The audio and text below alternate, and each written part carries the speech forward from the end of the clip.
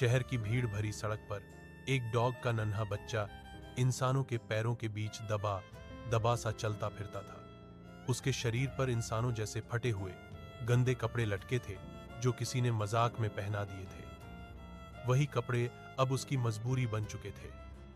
ठंड में वे कपड़े उसे बचा नहीं पा रहे थे, बस उसकी बेबसी दिखा रहे थे। उसकी माँ कब की मर चुकी थी। अब वह हर इंसान के चेहरे में माँ को ढूंढता था। कोई हंसता, कोई वीडियो बनाता, कोई उसे लात मारकर भगा देता। भीड़ में सब थे, लेकिन उसका कोई नहीं था। भूख से पेट सिकुड़ा हुआ था। कूड़े के पास बैठकर वह चुपचाप रोता रहा। आंसू गिरते रहे, पर किसी का दिल नहीं पसीजा।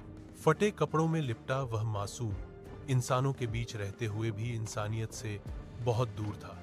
उस रात उसने नींद नहीं, सिर्फ अकेलापन ओढ़ा और शहर सोता रहा।